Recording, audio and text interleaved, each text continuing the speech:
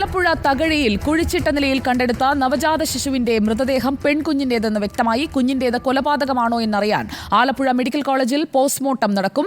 അമ്മത്തൊട്ടിലിൽ ഉപേക്ഷിക്കാനാണ് കുഞ്ഞിനെ ആൺ സുഹൃത്തിന്റെ കയ്യിൽ ഏൽപ്പിച്ചതെന്നാണ് അമ്മ സോന ജോജിയുടെ മൊഴി. എന്നാൽ തന്റെ കയ്യിൽ ഏൽപ്പിക്കുമ്പോൾ കുഞ്ഞ് മരിച്ചു എന്നാണ് ആൺ സുഹൃത്ത് നൽകിയ മൊഴി. യുവതിയുടെ സുഹൃത്തിനെയും സഹായിയെയും പോലീസ് അറസ്റ്റ് ചെയ്തു. കേസിൽ ഒന്നാം പ്രതിയായ സോന ജോജി ആശുപത്രിയിൽ ചികിത്സയിലാണ്. ലേബി സജീന്ദ്രൻ നൽകും കൂടുതൽ വിവരങ്ങൾ. ലേബി, പൂച്ചാക്കൽ സ്വദേശിയാണ് സോന. ആൺ സുഹൃത്തിന് ഈ കുഞ്ഞിനെ കൈമാറിയപ്പോൾ കുഞ്ഞ് മരിച്ചുവെന്ന് ആൺ സുഹൃത്ത് പറയുന്നു. എന്നാൽ താൻ കുഞ്ഞ് ജനിച്ചപ്പോൾ അല്ലെങ്കിൽ കുഞ്ഞ് കരഞ്ഞിരുന്നില്ല എന്ന പലതരത്തിലുള്ള മൊഴികൾ ഈ ആശുപത്രി വാസത്തിനിടയിൽ സോന മാറ്റി മാറ്റി പറയുന്നുണ്ട്. എന്താണ് സംഭവിച്ചതെന്നാണ് നമുക്കിപ്പോൾ ലഭിക്കുന്ന വ്യക്തത. ലേബി, സുജയ, ഇതിന്റെ വ്യക്തമായ ചിത്രം കിട്ടണമെങ്കിൽ പോസ്റ്റ്മോർട്ടം റിപ്പോർട്ട് വരേണ്ടതുണ്ട്. പോസ്റ്റ്മോർട്ടം നടപടികൾ വണ്ടാനം മെഡിക്കൽ കോളേജിൽ അല്പസമയത്തിനുള്ളിൽ ആരംഭിക്കുകയും ചെയ്യും. ഏതായാലും യുവതി ഇപ്പോൾ എറണാകുളത്തെ സ്വകാര്യ ആശുപത്രിയിൽ ചികിത്സയിലാണ്. ഒന്നാം പ്രതിയായ യുവതിയെയും യുവതിയുടെ ആൺസുഹൃത്തിനെയും റിമാൻഡ് ചെയ്തിട്ടുണ്ട്. യുവതി ആശുപത്രിയിൽ തുടരുന്നു എന്ന് മാത്രം. ഇതിനകം പോലീസിന് നൽകിയ മൊഴിയിൽ യുവതി പറഞ്ഞിരിക്കുന്നത് ഇപ്രകാരമാണ്: കുഞ്ഞ് ജനിച്ചപ്പോൾ കരയുന്നുണ്ടായിരുന്നില്ല. ഏറ്റവും ആദ്യമാണ് പോലീസിന് യുവതി മൊഴി നൽകിയത്. അമ്മത്തൊട്ടിൽ ഉപേക്ഷിക്കാനാണ് സുഹൃത്തിനെ ഏൽപ്പിച്ചത് എന്ന്. എന്നാൽ പിന്നീട് ആ മൊഴി മാറ്റുകയാണ് ചെയ്തത്. ആൺ സുഹൃത്ത് നൽകിയ മൊഴിയും അപ്രകാരം തന്നെയാണ്. കൊടുത്തപ്പോൾ ജീവൻ ഉണ്ടായിരുന്നില്ല കുഞ്ഞിന്. അപ്രകാരമാണ്. അതുകൊണ്ട് തന്നെയാണ് തകഴിയിലെത്തി ഈ പാടശേഖരത്തിന് സമീപം ഇത് കുഴിച്ചിടാനുണ്ടായ സാഹചര്യം വന്നത്. അതിനായി സഹായിയായി മറ്റൊരു കൂട്ടുകാരനെ ചേർക്കുകയും ചെയ്തു. ഈ സഹായിയായി പ്രവർത്തിച്ച കൂട്ടുകാരനെയും ഇന്ന് പോലീസ് അറസ്റ്റ് ചെയ്തിട്ടുണ്ട്. ഏതായാലും ഇത്തരത്തിൽ അന്വേഷണം ഒരു വശത്തുകൂടെ പുരോഗമിച്ചുകൊണ്ടിരിക്കുന്നു. പൂച്ചാക്കൽ സിഐയുടെ നേതൃത്വത്തിലുള്ള അന്വേഷണമാണ് പുരോഗമിക്കുന്നത്. പോസ്റ്റ്മോർട്ടം നടപടികൾ അല്പസമയത്തിനകം ആലപ്പുഴ വണ്ടാനം മെഡിക്കൽ കോളേജിൽ ആരംഭിക്കുകയും ചെയ്തു.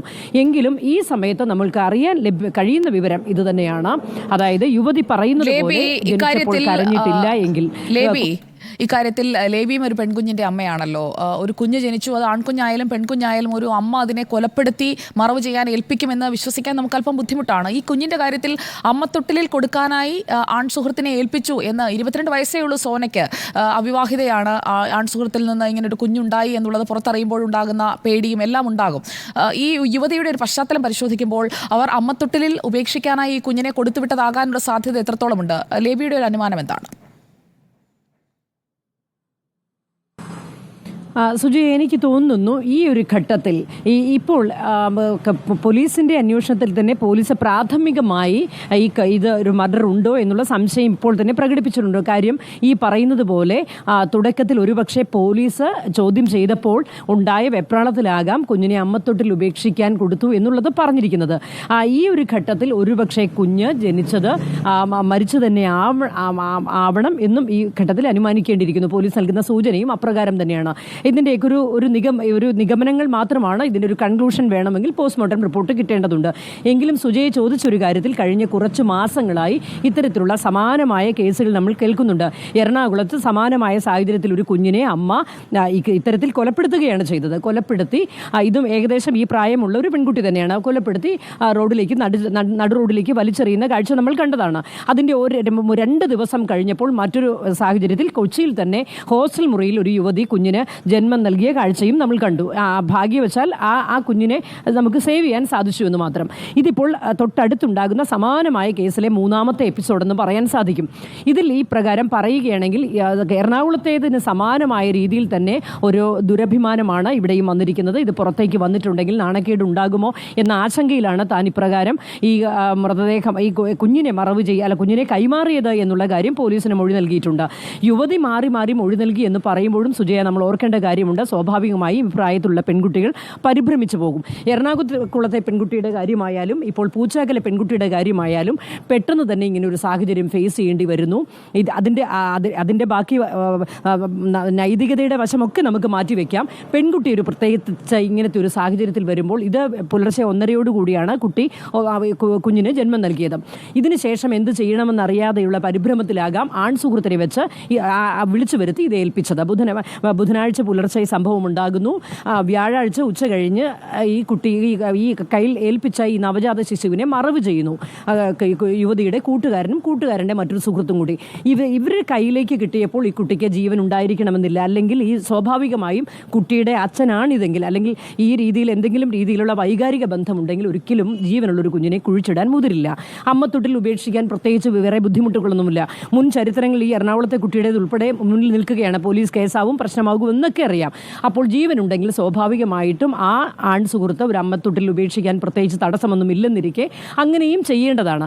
അതുകൊണ്ട് തന്നെ ഈ ഒരു ഘട്ടത്തിൽ ഒരുപക്ഷെ ഇതിൻ്റെ എല്ലാം ഇവർക്ക് പെട്ടെന്ന് പരിഭ്രമത്തെ തുടർന്ന് ഇവ അടുത്ത സ്റ്റെപ്പ് വച്ചു പോയതാവാം. അല്ലെങ്കിൽ ഈ പറയുന്നത് പോലെ ഇപ്പോൾ പോലീസിന് നൽകിയ ഒടുവിലത്തെ മൊഴി പ്രകാരം പോലെ കൊച്ചു ജനിച്ചപ്പോൾ തന്നെ ഒന്നുകിൽ ലേബി സൂചിപ്പിച്ചത് വളരെ പ്രധാനപ്പെട്ട കാര്യമാണ്. നോക്കൂ, പനമ്പള്ളി നഗറിലെ സംഭവം. പനമ്പള്ളി നഗറിൽ കുഞ്ഞ് ജനിച്ചയുടൻ കുഞ്ഞിനെ ഒരു കൊറിയർ പാക്കറ്റിൽ വെച്ച് വലിച്ചെറിയുകയാണ്, എറിഞ്ഞു കൊല്ലുകയാണ് സ്വന്തം കുഞ്ഞിനെ. അത് ദുരഭിമാനമാണ്. അതിന് പിന്നീട് ആ കേസ് ഒതുക്കുന്നതിനടക്കമുള്ള നീക്കങ്ങൾ നടക്കുന്നതാണ് നമ്മൾ കണ്ടത്. അതിലിപ്പോൾ ആ കുഞ്ഞിനെ കൊന്നയാൾക്ക്, അല്ലെങ്കിൽ കുഞ്ഞുങ്ങൾക്കായി കാത്തിരിക്കുന്ന ഒരുപാട് മനുഷ്യർ നമ്മുടെ ചുറ്റിലുമുള്ളപ്പോഴാണ് ജനിച്ച കുഞ്ഞിനെ അമ്മത്തൊട്ടിൽ ഉപേക്ഷിക്കാം, അല്ലെങ്കിൽ താല്പര്യമുള്ളവർക്ക് ദത്ത് നൽകുന്നതിന് നൽകാം, അങ്ങനെയുള്ള നിരവധി കാര്യങ്ങൾ മുന്നിലുള്ളപ്പോഴാണ് കൊന്നുകളയുന്നത്. അപ്പോൾ ഇങ്ങനെയുള്ള കാര്യങ്ങൾ ആവർത്തിക്കാതിരിക്കണമെങ്കിൽ ഓരോ സംഭവങ്ങളിലും കൃത്യമായ ശിക്ഷാ നടപടികളിലൂടെ ഇവർ കടന്നു പോകണം. പക്ഷേ ഇവരുടെ പ്രായം, അതുപോലെ തന്നെ ഇവരുടെ മാനസികാവസ്ഥ, അതൊക്കെ പരിഗണിച്ചുകൊണ്ട്, അല്ലെങ്കിൽ മാനസിക പ്രശ്നമുണ്ട് എന്ന് പറഞ്ഞുകൊണ്ട് ഇവരെയൊക്കെ സംരക്ഷിച്ചു പോകുന്ന ഒരു സിസ്റ്റം നമുക്ക് ചുറ്റുമില്ലേ ലേബി? അതല്ലേ ആദ്യം കറക്റ്റ് ചെയ്യപ്പെടേണ്ടത്? തീർച്ചയായും. എറണാകുളം പനമ്പള്ളി നഗറിലെ കേസിലാണെങ്കിൽ അന്ന് ഉച്ചയോടുകൂടി തന്നെ സുജയ ഓർക്കുന്നുണ്ടാകും, ഉച്ചയോടുകൂടി തന്നെ കൃത്യമായി ആദ്യം പോലീസ് കമ്മീഷണറുടെ ഭാഗത്തു നിന്ന് വന്ന പ്രതികരണം ഇത് ഇരയാണ്, റേപ്പ് ചെയ്യപ്പെട്ടു എന്നുള്ള കാര്യമാണ്. അതൊക്കെ വ്യക്തമായി അന്വേഷണങ്ങളൊക്കെ വരുന്നതിന് മുൻപ് തന്നെ പോലീസിന്റെ ഭാഗത്തു നിന്ന് തിടുക്കത്തിലൊരു നടപടി ഉണ്ടായതുപോലെ നമുക്ക് അന്ന് മാധ്യമപ്രവർത്തകർക്കും തോന്നിയതാണ്. പിന്നീട് അങ്ങോട്ട് ഒരു രീതിയിൽ അതിലൊരു മാനുഷിക പരിഗണന നമ്മൾ മാധ്യമപ്രവർത്തകരടക്കം മുഴുവൻ പേരും കാണിച്ചു. ആ പെൺകുട്ടിയുടെ ഒരു വിവരങ്ങളും പുറത്തുവിട്ടില്ല. പക്ഷേ അങ്ങനെ നോക്കുകയാണെങ്കിൽ സമാനമായ സാഹചര്യം തന്നെയാണ് പൂച്ചാക്കലും ഇപ്പോൾ ഉണ്ടായിരിക്കുന്നത്.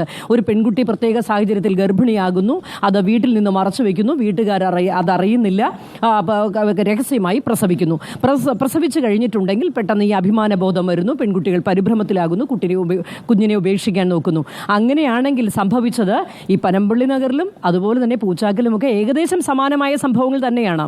അപ്പോൾ ഒരു കാര്യം നമ്മൾ ഓർക്കേണ്ടതുണ്ട്, ഒരു പെൺകുട്ടിക്ക്, ഇത്തരത്തിൽ അകപ്പെടുന്ന ഒരു പെൺകുട്ടിക്ക് നമ്മൾക്ക് അത് ഒരു മാനസിക സാഹചര്യത്തിൻ്റെ ഒരു ആനുകൂല്യം കൊടുക്കണമെങ്കിൽ ഈ പറയുന്നത് പോലെ തന്നെ അതിന് പനമ്പള്ളി നഗറിലെ കുട്ടിയെ പോലെ തന്നെ പൂച്ചാക്കലെ കുട്ടിയും അതിനർഹ തന്നെയാണ് എന്നുള്ള കാര്യവും ഇവിടെ ഓർക്കേണ്ടതുണ്ട്.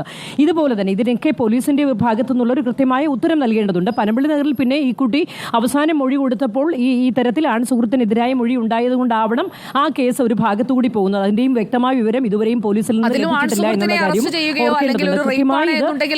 ഒരു പരാതി നടക്കണമെങ്കിലോ റേപ്പ് വിക്ടിമിന്റെ പേര് നമ്മൾ ആ വിവരം കൂടി ലേബി ഒന്ന് അന്വേഷിക്കൂ. കാരണം ഇത്തരം സംഭവങ്ങൾ ആവർത്തിക്കാതിരിക്കാൻ മാധ്യമം എന്ന നിലയിൽ നമ്മൾ എടുക്കേണ്ട ചില സമീപനങ്ങളുണ്ട്. ഒരു കുഞ്ഞിനായി കാത്തിരിക്കുന്ന മനുഷ്യരുള്ള ഇടത്തേക്കാണ് ഒരു കുഞ്ഞിനെ കൊന്നു തള്ളുന്ന മാനസികാവസ്ഥയിലേക്ക് എത്തുന്നത്. അങ്ങനെ ഒരു ഇതിൽ, അതായത് കുഞ്ഞിനെ വളർത്താൻ കഴിയാത്ത സാഹചര്യമാണെങ്കിൽ ആ കുഞ്ഞുങ്ങളെ സംരക്ഷിക്കുന്നതിനുള്ള സംവിധാനങ്ങൾ നമുക്ക് ചുറ്റുമുണ്ട്, സർക്കാർ സംവിധാനങ്ങളുണ്ട്. അതിലേക്കാണ് ആ കുഞ്ഞുങ്ങൾ ചെല്ലേണ്ടത്. അല്ലാതെ മണ്ണിനടിയിലേക്കോ അല്ലെങ്കിൽ വഴിയിൽ വലിച്ചെറിഞ്ഞ നിലയിലോ അല്ല ആ പിഞ്ചു കുഞ്ഞുങ്ങൾ കിടക്കേണ്ടത്. അവർക്കും ജീവിക്കാൻ അവകാശമുള്ളവരാണ്. അതിന് ജന്മം നൽകുന്നവർ തയ്യാറാകുന്നില്ല എങ്കിൽ അതിന് ബന്ധപ്പെട്ട സംവിധാനങ്ങൾ അവസരം ഒരുക്കുകയും അങ്ങനെയുള്ള നടപടികളുമാണ് മുന്നോട്ട് പോകേണ്ടത്. ലേബി, പനമ്പള്ളി നഗറിലെ പെൺകുട്ടിയുടെ അതൊരു റേപ്പ് വിക്ടിമാണ് എന്നുണ്ടെങ്കിൽ അതിലൊരു റേപ്പ് കേസ് രജിസ്റ്റർ ചെയ്തിട്ടുണ്ടോ എന്നതടക്കമുള്ള വിവരങ്ങൾ നമ്മൾ പുറത്തു കൊണ്ടുവരേണ്ടതുണ്ട്. ലേബി സജീന്ദ്രനാണ് വിവരങ്ങളുമായി നമുക്കൊപ്പം കൊച്ചിയിൽ നിന്ന് ചേർന്നത്.